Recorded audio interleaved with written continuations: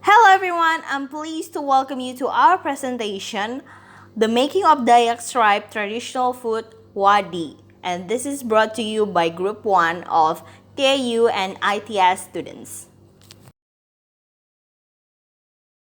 And here we are, our team. There are Fanji Malik, Giolo Ferian Esasi, and Akil Wasila from ITS, and Aaron Rex, Jimmy Boy, and Rico Obligado from TAU.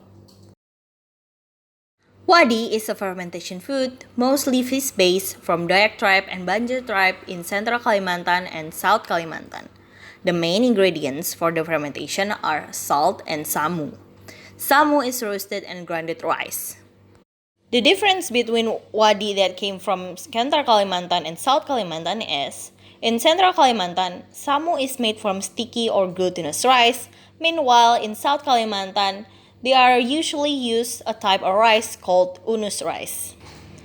Wadi is one of the most valuable commodity in the condition of scarce of food because it can last up to 6 months.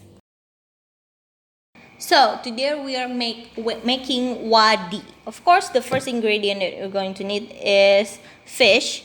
There are a lot of other variation of fish that you can use, but today we're going to use ikan patin, or shark catfish, or Pangasius hippopotamus. So here it is. It has been cut into 9 pieces, and it has 1 until 1.5 centimeter of thickness. You don't want to make sure that it doesn't too thin or it doesn't too thick. And I already washed it thoroughly, and it has been drained for 2 hours. We want the fish to be completely dry before we salted it. And the salt that we're going to use is cube salt, or we also usually use coarse salt, anything that has bigger granules than table salt granules, because if we use the table salt, because it has smaller granules, it will permeate deeply to the fish, and the end result will be very salty. So we don't want that. So we're going to use this. This is the actual cube salt, but already grind it so we can spread it easily. And the next ingredient is sticky rice. I'm going to use 2:1 ratio of fish and sticky rice. So here we have 800 grams of the fish, and here is 400 grams of sticky rice. The sticky rice is going to roast it until golden brown, and we're going to grind it so it has smaller granules, and we're going to spread it before we put it in the jar and let the fermentation process begin. And the last but not least, of course, is brown sugar. It is actually optional to use brown sugar in wadi making process. For my family, personally, it is uncommon to use brown sugar in wadi making process. But according to some journals, if you add brown sugar into the fermentation process, it will make the fermentation quicker rather than if you not use brown sugar. So I'm just going to try it today. And we're going, because it's already drained for 2 hours, we're going to salt the fish and let it sit for overnight. And tomorrow we're going to wash it. Then we're going to spread the roasted sticky rice with the brown sugar.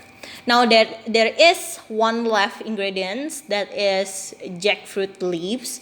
It is not scientifically proven in wadi making process, but according to Dayakni's beliefs, according to our custom, we use jackfruit leaves at the top of the lid of the jar that we're going to use to ferment the fish, the wadi, before we close it, to prevent any damage to the fish itself.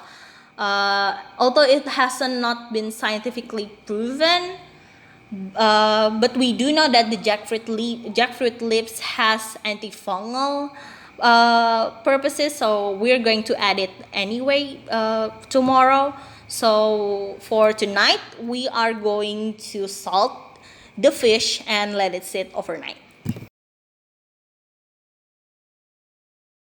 Salting process is used to preserve and to remove fluids from flesh tissue for growth substrate of lactic acid bacteria. After we salt it overnight, the fish is firm, thinner, and pale. We wash and drain it. To make samu, we roast the glutinous rice and add cinnamon for flavor and scent while roasting it. Then we grind it. After the samu is done, we spread the samu and add a pinch of brown sugar. For the fermentation process, it is highly recommended to use glass jar. According to our custom, we add a few of jackfruit leaves on top of the jar and seal it.